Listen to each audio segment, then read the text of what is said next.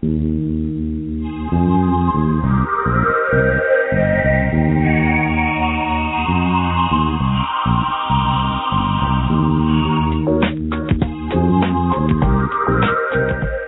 to Just Energy Radio with your host, naturopath and medical intuitive, Dr. Rita Louise.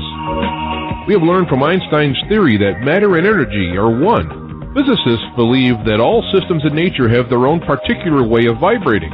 From the swinging of a pendulum to the waves of the ocean to the light that brightens the sky each day, each of these oscillates at its own unique rate. The same holds true for every thought, feeling, event, or word we speak. Each has its own frequency or rate of vibration. What many of us don't realize is when we take everything in our universe down to its simplest form, it is all just energy. Join Dr. Rita Louise on a journey through time and space where past, present, and future collide. Today, what you believe may be called into question. What we want to know is, who made up the rules? Be brave and step outside the box. We are about to turn our world upside down and venture into the unknown. Hold on. We are departing our own beliefs and entering alternative realms. Enjoy the possibilities.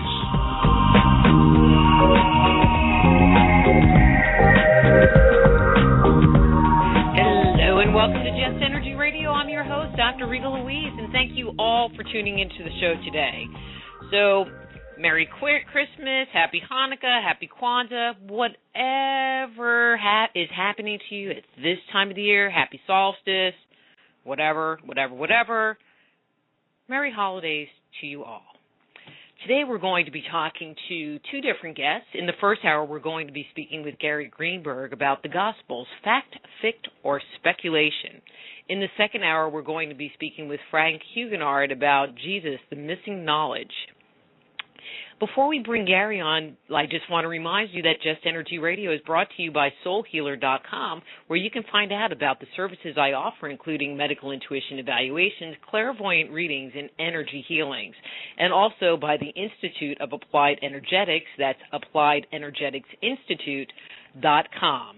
And please do sign up for our weekly newsletter where you can find out about all the shows we have coming up on Just Energy Radio. Also on the Just Energy Radio site, we will have, in 2 weeks, 5 years worth of archives of excellent programming like you're going to hear today. So let me tell you a little bit about Gary and get him on the air. A New York City criminal defense attorney and president of the Biblical Archaeology Society of New York, Gary Greenberg has been long interested in the intersection between ancient myth and ancient history, especially as it applies to Egyptian influences on the writing of the Bible. The problem, he says, is figuring out how to separate the myth from the history. Gary is the author of The Moses Mystery, The Bible Myth, 101 Myths of the Bible, and Manetho, A Study in Egyptian Chronology, and actually we're going to be speaking today about a book that apparently is not on this list called The Judas Brief, Who Really Killed Jesus?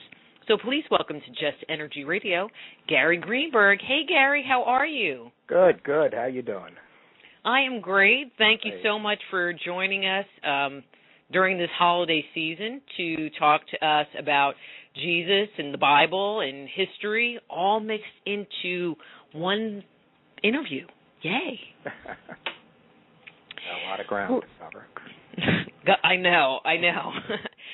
But when I have a guest on for the first time and just looking, and actually I want to share with you, and I kind of mentioned this earlier, last week we had Stephen Mueller on who just loves your work. And he was like, no, you have to talk about Moses. So I already know we're going to have you back on. So we're going to start here. One of the things I like to do with the new guests is just get a little history. So how does a criminal defense attorney become interested in writing about the Bible and biblical history? Well, and to some extent, training in law is really about training in history, learning to read the past and try to extract principles from it. I've always been interested in the areas of mythology and what we can learn from mythology about our past. But it's obvious that sometimes there were myths that were based on history, but not necessarily in, narrative form. There were images, disguises, and so on, or a kernel of history that someone adopted. And on other occasions, there are things that we're taught about history that really aren't history. They're really myths that we've come to think of as history. And I became very interested in how to navigate between those areas and extract the principles out to try to help us understand what we actually know, what we think we know, and what we don't know. And it's a very challenging thing to do when you have multiple sources of information that are conflicting. Which is the truth, which isn't the truth, or is it a combination of all of the above? Yeah, you run into a lot of questions. It becomes very interesting when you start moving into these studies on the level that academics look at it as opposed to the lay person. You get a lot of different perspectives. And I think it's important maybe early on to establish that there's a difference between theological analysis and historical analysis. History starts with an unexplained answer. You have a number of facts, and you try to come up with the best explanation for what explains these facts. It's an estimate. It's a guess. It's never 100% sure, but it's what you think is the best explanation for this. Theology works from a fixed point. It says something must be so. If something is so, how do we know? How do we explain this set of facts? So sometimes you get the same answer with both approaches, but very often you get different answers, and they're in conflict. There's no way ever to discount the theological approach. There's no way ever to prove God doesn't exist. You can believe God doesn't exist. You can assume God doesn't exist, but there's no way to ever prove it. It's one of those, supernatural can't be disproved as a matter of logic. So it's possible that a theological explanation is right while a historical explanation is wrong. But there are different mechanisms for studying the past.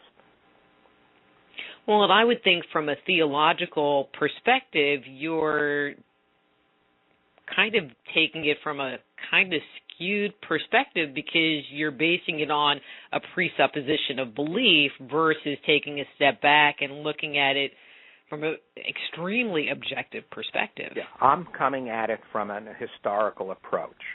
I'm saying if we look at these matters using a historical perspective, these are the answers we get. They're inconsistent with what we're being told in many cases in the biblical accounts. So the question is there something about the biblical accounts that has to be corrected or not? If we accept the historical analysis, which says this seems to be the best explanation for these facts, then we have to rethink how we analyze the biblical stories.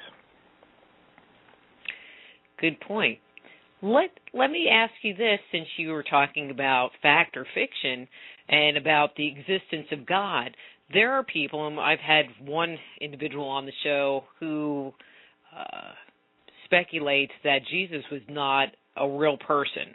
Now, and I'll put my viewpoint out. I mean, I believe that Jesus was a person and he became a superstar, et cetera, et cetera, et cetera, but that all of the stories that come to us from the Bible, et cetera, are based on a real person and not sun worship or some distortion of another God that was given the name Jesus, and then they came up with all of these accounts. From your perspective, since we're talking about Jesus today, do you think Jesus was a real living and breathing person? I do, but the evidence from a historical standpoint is almost non-existent. There's, from the theological standpoint, the Gospels are considered witness testimony. It's theologians in Christianity tell you that two of the authors of the Gospels were apostles, and one author was a secretary to Peter, and another author was very friendly with Paul. So we're told that these are close, these are witnesses, and they're giving us witness testimony. When we look at the historical record, we find that that's not so. None of the gospel authors came from Palestine, from Judea. They didn't know Jesus. They were writing long after his death based on other sources, and so we have that issue.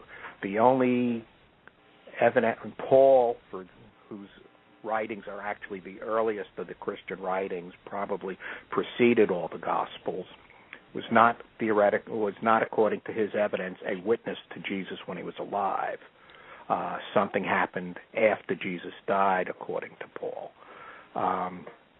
The closest we have to actual historical evidence is the writings of a Jewish historian from the first century named Josephus, who has two references to Jesus and a reference to John the Baptist.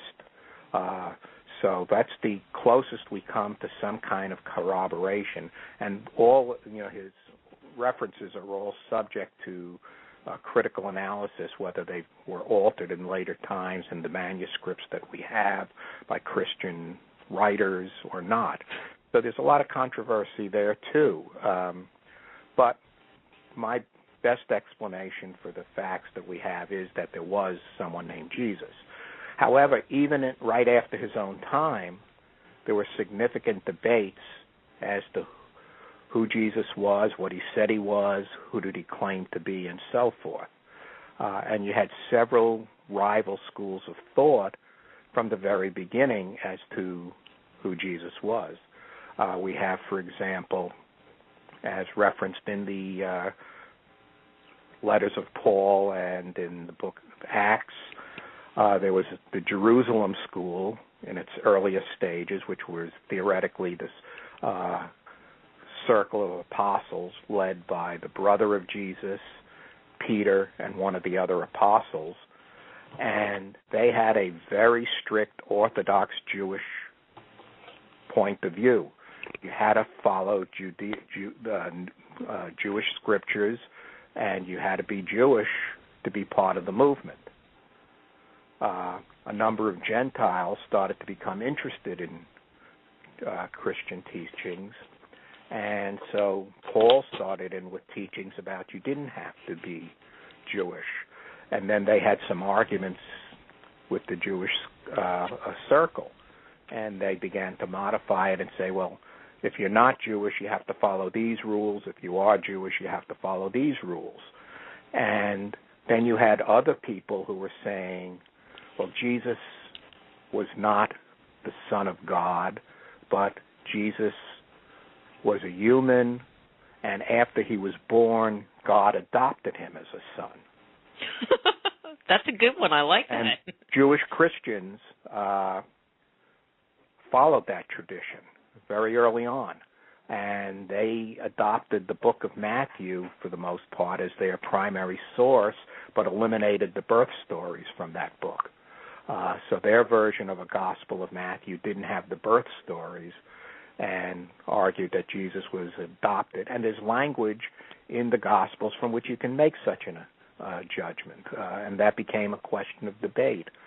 Others said Jesus and Christ were two different people, that Christ was the Spirit entered into a human, and then after the crucifixion, the Spirit left the human. Others, Gnostics, were saying that there were hundreds of gods.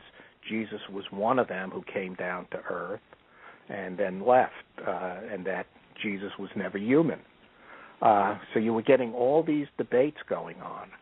Paul, in his own letters, says, well, some of you follow me, some of you follow Peter, some of you are following someone named Apollonius, who was probably a disciple of John the Baptist, and others were following other views, and there were a lot of conflicts right at the very beginning of the Christian movement as to who Jesus was, what he taught, what he claimed.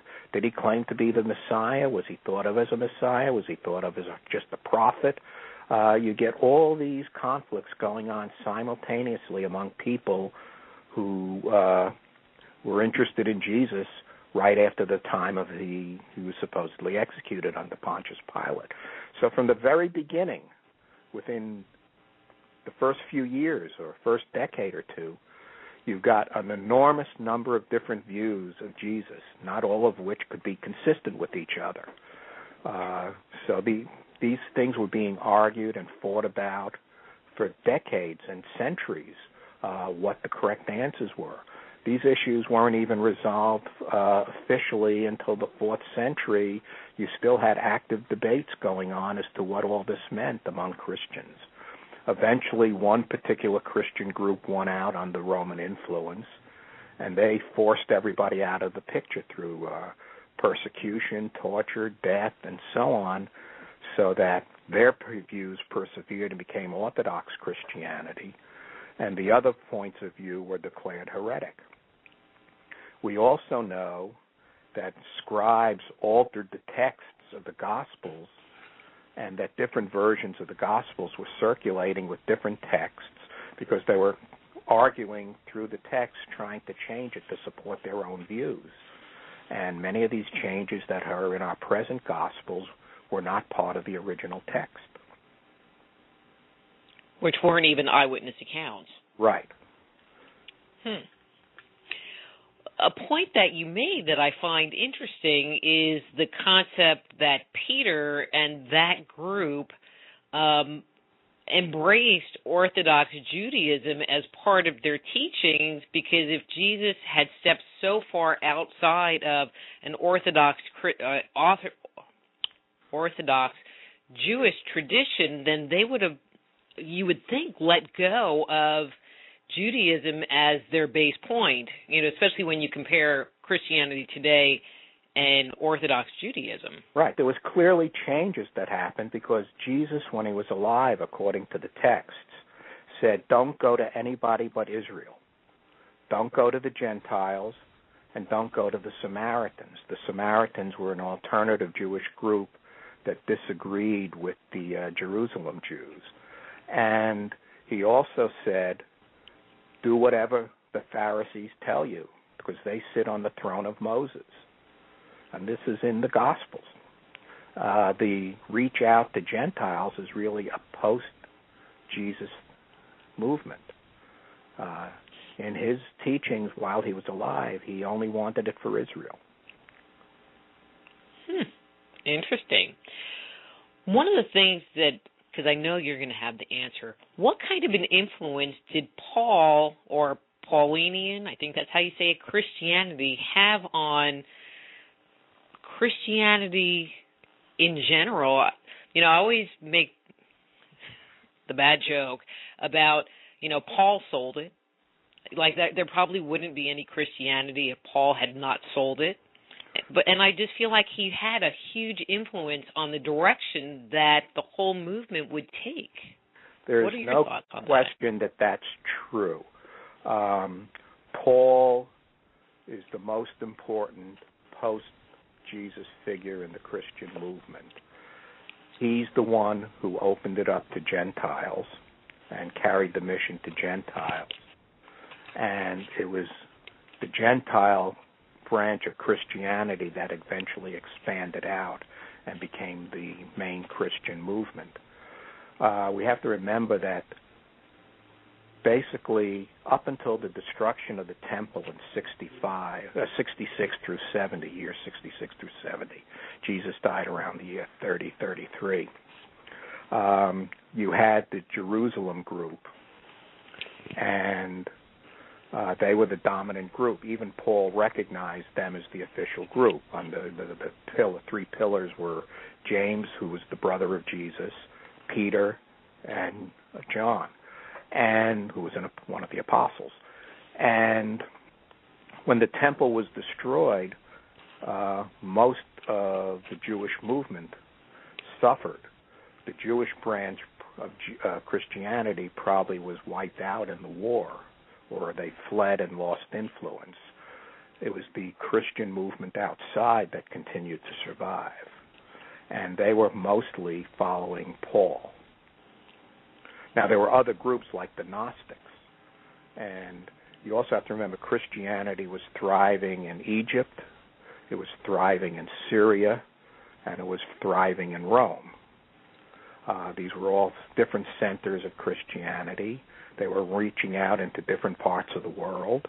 The Roman went west, the Syrians went east, the Egyptians went Middle East and Africa, and a lot of it we don't remember or know about because we don't get those histories very easily. But Christianity was spreading out in a large circle around the world, much of which we don't know about.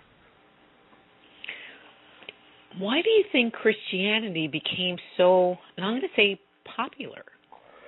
Well, it was a movement aimed at the poor, who were obviously the overwhelmingly dominant group in the society.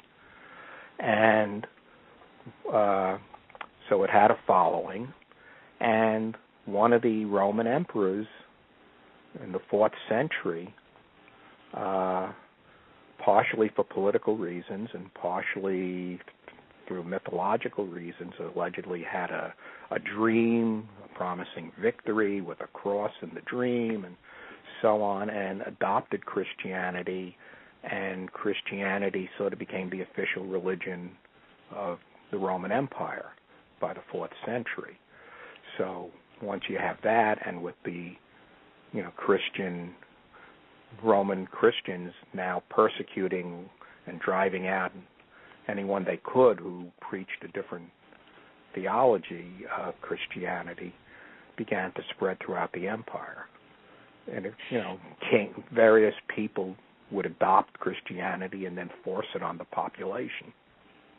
Once the population adopts it, it becomes a tradition and they don't change.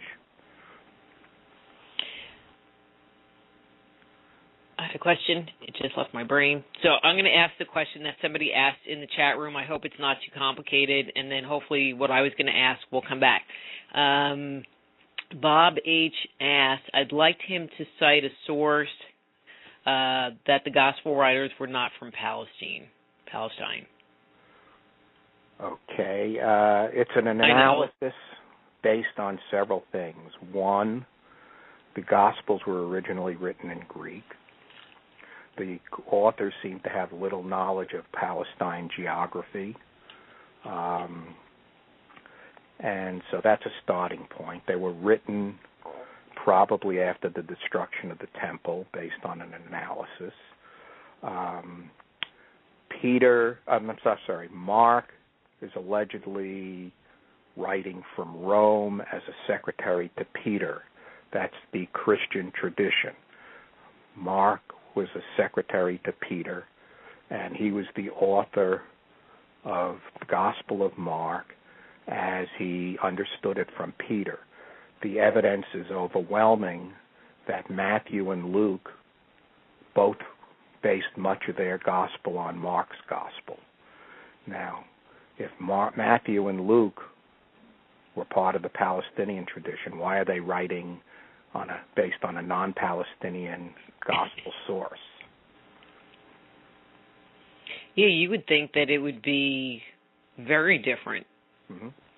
And John's gospel appears to have been written outside of Palestine in the Syrian communities for a Syrian audience. So you have these various things. When you read the internal context and place it in historical context and judge the audiences to whom they're being addressed and what sources were being used to write the Gospels, you wind up with people who were all working outside of the Palestinian area. Because that's what they needed to hear as far as their country and their citizenship versus if they were addressing a group in Israel, right, or Jerusalem. Right. You see, they're talking to audiences that aren't Palestinian audiences for the most part. They're directing their gospels that way. Okay, so I remember the question that I had. So I'm going to ask it now. Well, I was, they send me little messages in here, and then I have to read the screen, and then it totally distracts me, which is bad. We were talking about the spread of Christianity. The part that I find interesting, and maybe you can address is I was led to believe that during that period of time there were a lot of prophets and there were a lot of messiahs kind of springing up on every street corner. And it just made, for someone that doesn't pay attention, you would think that Jesus was the only one, maybe John the Baptist a little bit, but it sounds like there was there was a lot of that going on during that period of time. There were several revolutionary figures at that time period. Not all of them claiming messiahship, but we have a couple of incidents. In the Samaritan community, there was a prophet. The Samaritans were an alternative Jewish religion to the Jerusalem group. Samaria was between Jerusalem and Galilee, and they claimed to be the remnants of the group that was in the northern kingdom of Israel. And I'm sorry, I lost my thought. And what was the question again? I'm sorry. About the multiple prophets and messiahs. Oh, yeah, right. So there was a prophet in the time of Pilate, same time as Jesus. And he was going to go up on a mountain in Samaria and unearth artifacts from the time of Moses, he said. And Pilate had him and his followers murdered. They sent out a military force to kill him and his followers.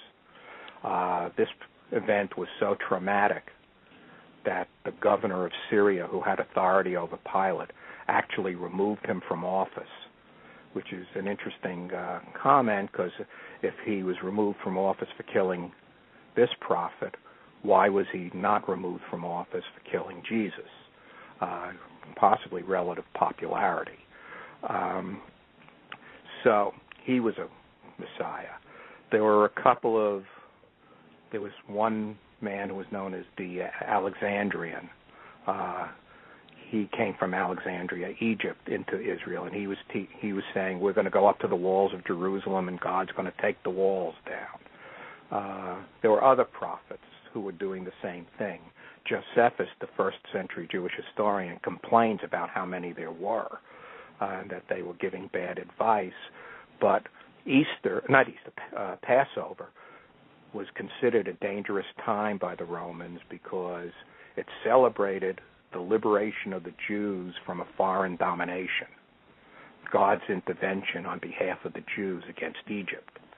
And so Jews often saw the Passover holiday as a revolutionary period in which they expected God might come down and liberate them from Rome. And various prophets were making these arguments, and the Roman army was coming out and killing them off. Some went into hiding. Oops. Mm-hmm. Yeah, it's not a good career choice. No, but unless it depends on, again, as Jesus would have said to his followers, don't focus on worldly things. You're wasting your time thinking about this world. It's the world to come that he was concerned with, and what the prophets were concerned with. Mm-hmm. And then before we move on, you made one other comment that I wanted to follow up and ask a question on. You said that Jesus was actually mentioned by Josephus.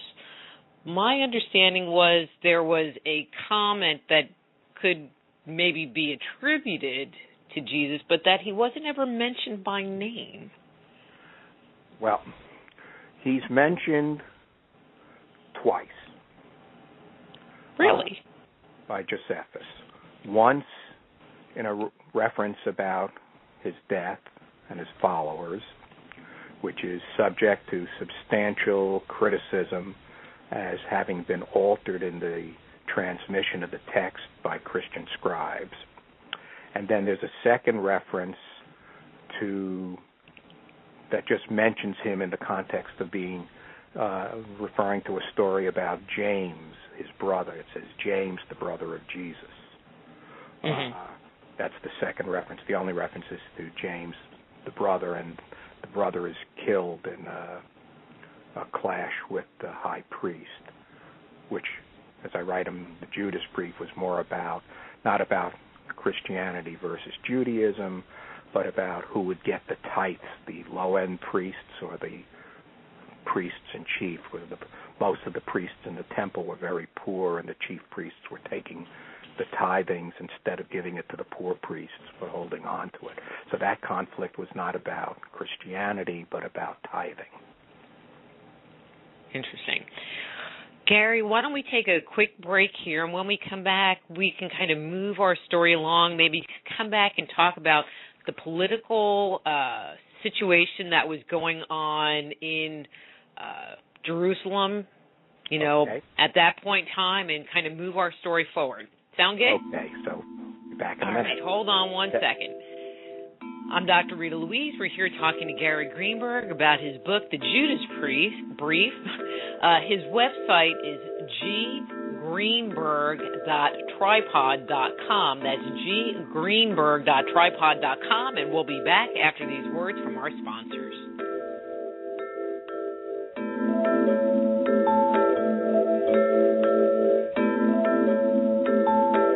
Just Energy Radio with your host, Dr. Rita Louise, will return right after these messages.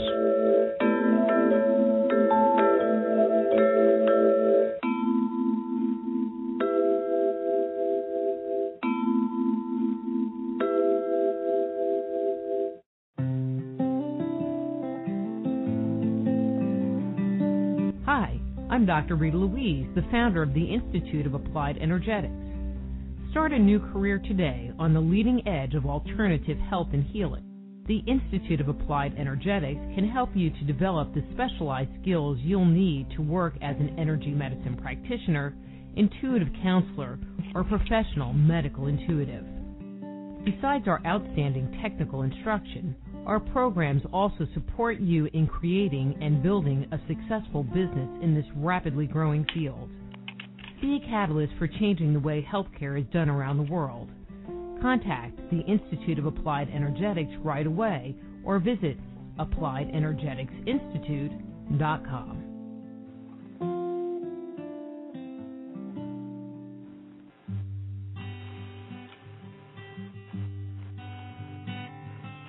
Balance in all things is critical to maintaining health. In the hectic drive of today's world, many of us forget to take care of our most important asset, ourselves. Right now? At productsforthesoul.com, we want to support your effort to nurture yourself. We offer a wide variety of herbs, supplements, and high-quality, ready-to-eat, all-natural foods. We even offer holographic chip technology products that can augment the body's natural ability to increase energy, improve sleep, and mitigate pain. Best of all of our products are delivered straight to your door. It's time to start loving yourself. Visit productsforthesoul.com and let us help you along the way.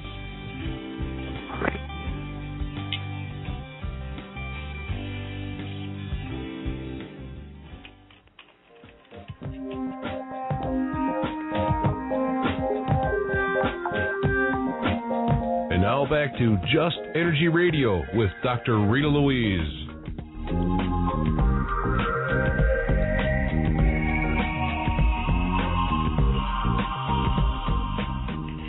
Hello and welcome back to Just Energy Radio. I'm Dr. Rita Louise, and we're here talking to Gary Greenberg about his book, The Judas Brief. Again, his webpage is ggreenberg.tripod.com. Gary, before we went to break, I suggested we talk about the political climate that was going on in Jerusalem in 33 B.C., although it wasn't 33 B.C., then. No, it was AD by our modern term. No. Or I mean AD, but it wasn't then back then. It was some other year completely different. You're never going to find a coin dated 10 BC. Right, exactly. Okay. One of the most overlooked things probably in the whole gospel account of Jesus in the last week is the story of Barabbas. Most people know the second half of the story, that he was supposedly brought out before the crowd, and the crowd wanted him released instead of Jesus. Assuming there's even any credibility to that story, what's overlooked is the first part of the Barabbas story. Barabbas' name, according to Matthew, I believe, was Jesus Barabbas. Barabbas is Aramaic, which was the language used by the Jews at that time, and it means son of the Father. So the second person is Jesus, son of the Father. And we are told that he had just led a revolution over, this was Passover. Remember, I told you Passover was a time of concern for the Romans because it was about God helping the Jews rise up against the foreign power. We had a revolution in Judea, in Jerusalem, led by Barabbas, which is Jesus, who was Jesus, son of the Father. That's his name in Aramaic. And he was taken into custody. People were killed, probably on both sides. The fighting in Jerusalem would have been very difficult, narrow streets. Lots of people would have been killed, as they had been in various other uprisings in Jerusalem. And so the crowd, Barabbas would have been the famous guy. Jesus is just this little guy from Nazareth who might have a following in Galilee, but is relatively unknown in Jerusalem. He may have some followers there, but it's a very small group for him. But he comes in right after this revolution. So everybody, the Roman government is on tenterhooks right now. They're worried about uprisings. The big famous guy at the time is really Barabbas. If there was any hero to the Jews at that time, it was Barabbas. Now, the second part of the story that's important, the whole larger context, is Galilee is a different jurisdiction than Jerusalem in political terms. Pilate has no jurisdiction over Galilee. The head of Galilee is Herod Antipas, son of Herod the Great. He had it in for Jesus. He had killed John the Baptist because John the Baptist had become too popular, and Herod was afraid of popular Jewish leaders who could lead a revolution against him. So he put John the Baptist to death, and he was threatening to kill Jesus, and Jesus was warned by some Pharisees to get out of town. Herod wanted to kill him, and so he leaves and goes to Jerusalem. Now, it's the holiday season. Herod would come to Jerusalem, too, for the holiday. So you have this confluence of things going on. There had been a revolution led by Barabbas. The governor was concerned about riots. Herod was coming to Jerusalem. He was concerned about Jesus and wanted to put him to death. And all of this is coming together politically at that time. And so the priests, their big concern would have been keeping the peace.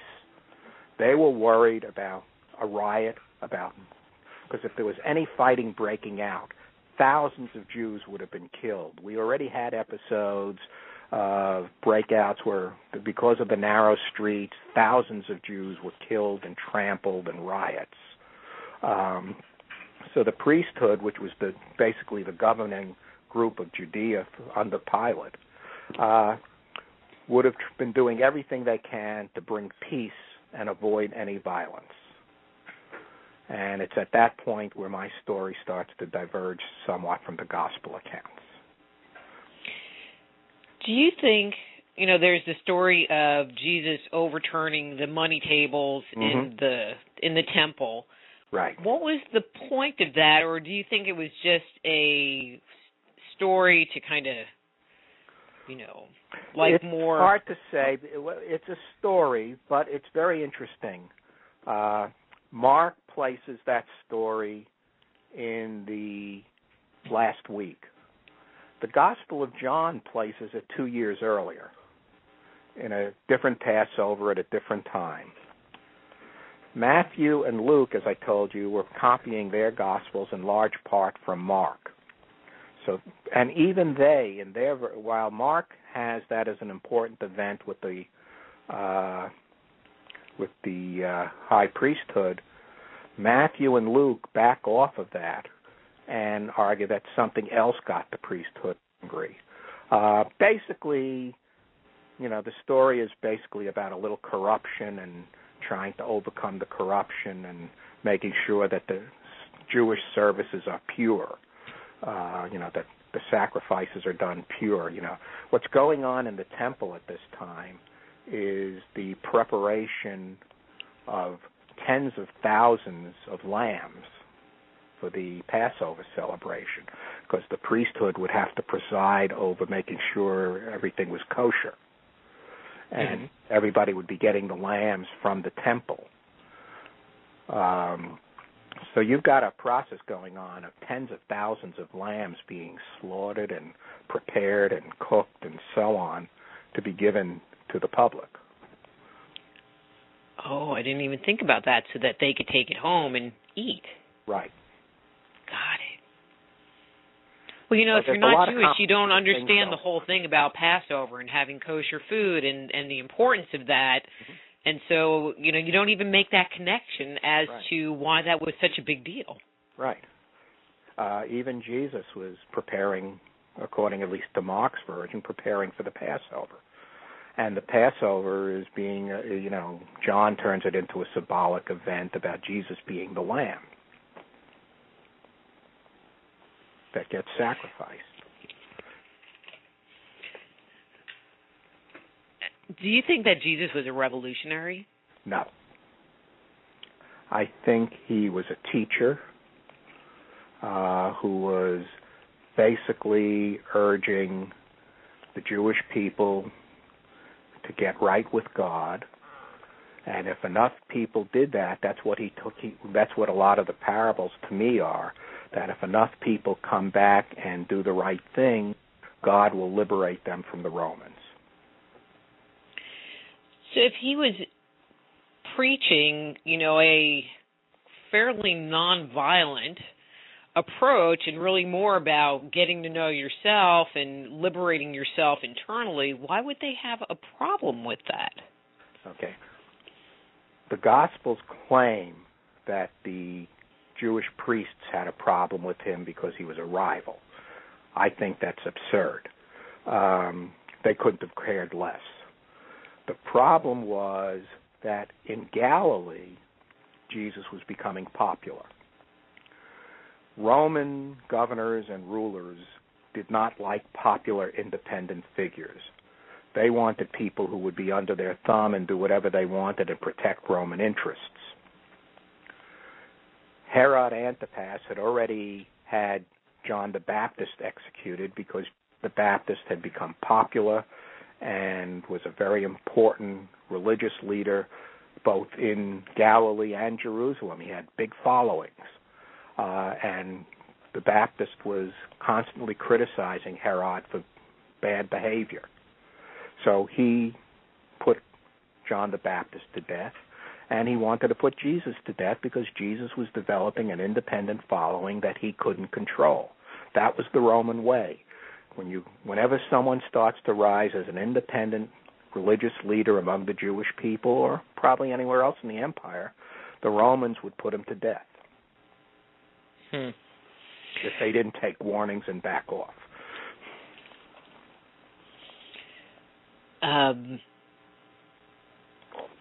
Okay, so we'll skip the story about, because I always thought it was interesting, I have not read the independent versions of the New Testament, to separate them out as to this guy said this and this guy said that. Right. But, just based on my knowledge, Jesus went to the temple and then he turned over the money changers and then they had the Last Supper and then he goes to, name left my head, but he went over to the olive field, Gethsemane, and was hanging out there, and it just doesn't even make sense where if he was kind of in trouble and being looked for and sought after, that he would just go down the street and Right. Well, basically, you have Mark and John disagree completely with each other about what happened during that week. Mark has them coming back today to the temple and teaching. John says after the triumphant ride on the donkey and the hallelujah, he disappeared from the city and didn't go back because he was worried about being taken prisoner. So he never went back into Jerusalem after the ceremonial ride in on the donkey to be proclaimed or whatever he was being hailed for. So you have a conflict about what was going on in Jerusalem at that time. And when he's arrested, I think in Mark he says, "What's the big deal? You knew where I was. You don't have to send people for me. I'm here all the time." So it becomes very difficult to think what it is that Judas supposedly betrayed. There was no real secret as to where he was. So do you think the whole story with Judas holds up, that No. He got the silver and all that good stuff? No, none of that is true. The silver story is just an attempt to take a certain quote from an Old Testament story and apply it to Judas. The fact is, Judas was probably one of the closest, most important disciples to Jesus and was working as a negotiator on Jesus' behalf. If you look into the Gospels, at one point Jesus promises each of his 12 apostles that in the next coming, when the things change, each of them will have a throne. He promised Judas a throne. He would not have made such a promise if he thought Judas would not be the good guy. We also find in John, Jesus says, "I didn't lose a single one of my sheep." Well, Judas was one of the sheep. So Judas was really not a problem. There is no indication in the earliest writings that Judas was any kind of a traitor. In fact, the word given as traitor, translated as traitor, is not traitor, but really means handed over. It doesn't say he betrayed Jesus, it just says he was part of handing him over. And the story that I develop in my book, The Judas Brief, is that the priesthood, as I told you, was looking to prevent a riot. The Romans were looking to prevent anyone from leading a popular rebellion, and Herod wanted Jesus dead. So the scenario that I have worked out is that the priests negotiated with both Pilate and Jesus to avoid a riot. And the agreement they worked out was that for the holiday, Jesus would remain under house arrest in the home of the chief priest, which is where he was brought, according to the stories. And after the holidays, he'd be allowed to leave. Jesus would guarantee that his followers would not riot, and Judas was negotiating the deal. After Pilate and the priests and Jesus all agreed to this, Herod became furious. He's the one who started putting the pressure on Pilate to break the deal. And it was a result of Herod threatening to accuse Pilate of being a traitor to the emperor that Pilate backed off the deal and demanded that Jesus be brought to him. The priests were arguing that, hey, you made a deal with us, and Pilate said, I don't care. Now, Pilate was very corrupt. We have evidence independent of the Gospels about what Pilate was like. We have writings about him. He was a cruel, corrupt guy who took bribes. Anybody can buy him off for anything. There's no question that if Herod wanted Pilate to kill Jesus, Pilate would have done it. In fact, we're told by other external Bible writings that Pilate put many people to death because he wanted to. No trials or anything. When you look at, and I'm just going to make the assumption that you have some of the Apocrypha, like the Book of Peter, the Book of Judas that has recently been uncovered. Right. Do you find any other clues as to what happened during that period of time? Or with the characters? For the most part, no, because they are all taking off from the Gospels. and reinterpreting stories and so on. The Gospel of Judas is really a parody in many ways of the Gospel of Mark. And you find a lot of it. These are all later writings that are not based on historical sources. The Apocrypha, for the most part, come in late. However, there were two of them that may have been contemporary with the Gospels. One's the Gospel of Thomas, which is kind of interesting, and the other is something that was called the Gospel of Peter. And the Gospel of Peter may have been written contemporaneously with the Gospel of John, and it was actually read as scripture in many Syrian churches. And for most of the 2nd century in that area, the Gospel of Peter, which told a very different story about the trial of Jesus, was considered scripture by many Christians.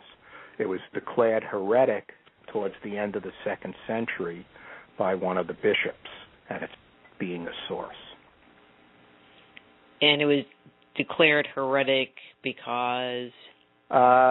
We don't have the whole gospel. We only have a few excerpts, so we don't know fully what the problem was, but it may have something to do with how Jesus was treated in terms of the emerging orthodoxy from other groups, and may have presented a different picture of Jesus as either all spiritual or not fully human or some other source.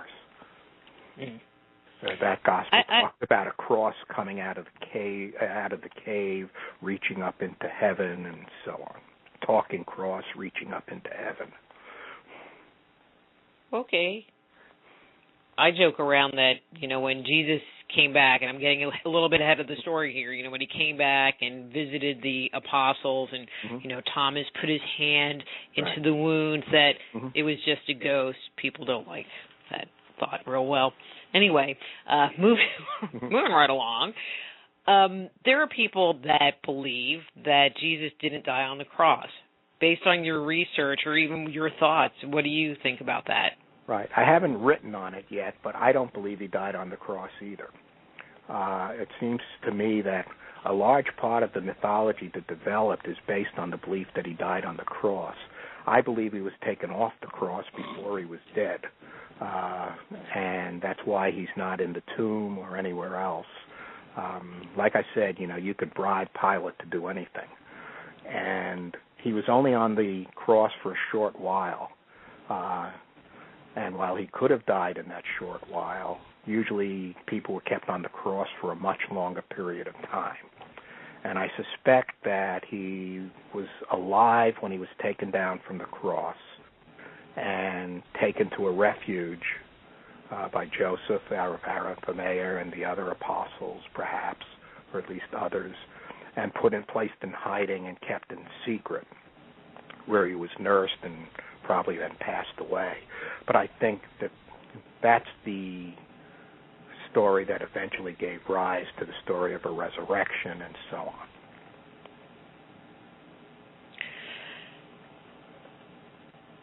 And that brings up a very interesting point. If that is how the storyline goes, and we know so little about the original teachings, the one that came from Peter versus Paul, if they had a belief that he rose from the dead, or if he died, or if they just kind of leave that piece of the story alone because they know there's a big secret. Well, it's a very confused set of accounts, different things. Mark, although the last 12 verses of Mark, which are in the present Gospels, weren't part of the original Gospel. They were added later on by somebody else, a century or more later. And Mark ends abruptly without a resurrection. We don't know why it ends abruptly. Mark may have died, the story may not have been finished, but there is no resurrection in the original Gospel of Mark. In another version, one of the other Gospels, the people don't recognize Jesus in the resurrection. He looks like somebody else. So we have that kind of a confusion. Paul's resurrection is nothing more than flashes of light and visions, but no body. I mean, he just sees these blinding lights, and that's his version of seeing Jesus. So we have very conflicting accounts as to what actually was seen and who actually saw anything. Paul gives a list of various people before him who may have seen Jesus risen, but it's a very different list than the gospel orders and so on. Very confusing. And I just find it fascinating, there's the account that comes down to us, and I'm going to say through popular culture and storytelling, or that you see on TV, and the differences and variety of information that are just contained within the Bible itself. Mm-hmm. Yeah, there's a lot of difference between the stories, and a lot of things in one story, not in other stories. You know, and I also find it interesting that how people just turn a blind eye and go, well, that can't be a possibility. You know? Mm-hmm. Well, that goes back then to the problem I told you about the difference between history and theology. In theology, they'll try to find some way, some theory to reconcile a fact. For example, we're told in Luke that at the time of Jesus' birth, there was a census, large census in the empire of some sort, under a particular governor. And we're told by Matthew, that Jesus was born under Herod the Great. Well, the only big census we know of that would have been in Jerusalem would have been several years after Herod was dead, about 10 years after the death of Herod. So we have a historical conflict. So theologians will just argue there was some other kind of census that we just don't know about. And you get that kind of a way of trying to deal with it. But even with your statement about the turning over of the tables in the temple, if one story said it happened 2 years before, and one story says it happened on Holy Thursday, Good Thursday, the Thursday before Good Friday. I mean, that's a really different piece of story to bring to the table. Uh-oh. I think I just lost Gary. All right. Well, we were going to wrap up anyway. So Hello? I guess we're... Hello? Oh, there you are. Woo. Yeah, I was on a phone with a battery, and that battery just went dead. Unfortunately, I had an extension that remained live. Sorry about that. Well, we only have 2 minutes left, so it's all good. So, Gary, yes, when it's getting closer to Passover, we're going to have you come on and talk about Moses. Sure. Moses. Sorry, I've seen the movie way too many times. We'll have fun with that, too. Even more fun. I know that story much better. I have a lot of questions. Good. But thank you so much for coming on and talking to us about Jesus, and happy holidays to you. Same to you and your listeners. Okay. Thank you very much. Okay. Bye-bye. Bye. And that's Gary Greenberg. His book is The Judas Brief, Who Really Killed Jesus? And his website is ggreenberg.tripod.com. And we'll be back with Frank Huguenard after these words from our sponsors.